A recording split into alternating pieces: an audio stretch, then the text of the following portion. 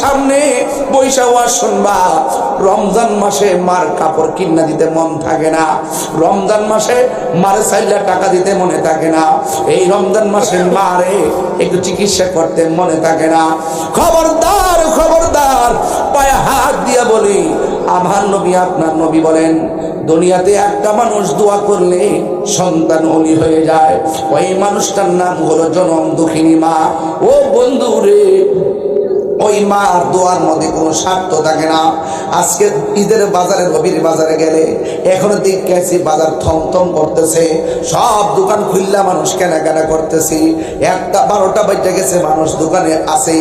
জিজ্ঞেস করলাম এত রাত্রে মানুষ কেন? কয় হুজুর রাত্র 3টা পর্যন্ত বাজার খোলা থাকে।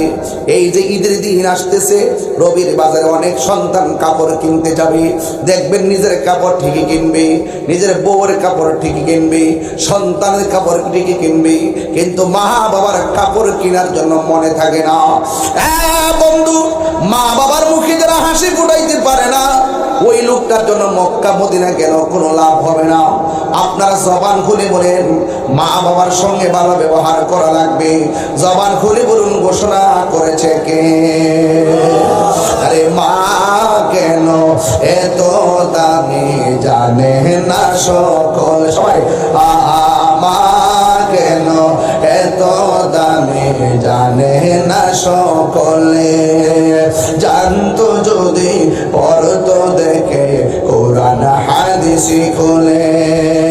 একটি হজের সওয়াব মিলে, একটি হজের সওয়াব মিলে, মাকে একবার দেখিলে।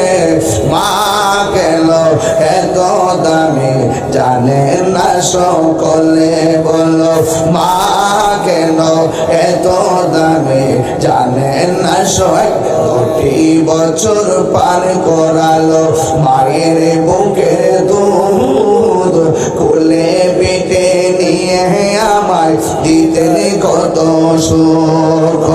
সেই মায়ের কষ্ট দিলে, সেই মায়ের কষ্ট দিলে খুদার আরো সটলে।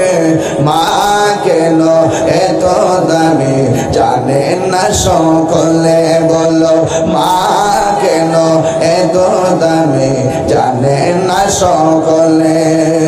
মায়ের প্রসবের কালে কত কষ্ট পায়, বেহুশ হইয়া পড়ে মায়ে আপন বিছানায়। মায়ের প্রসবের কালে কত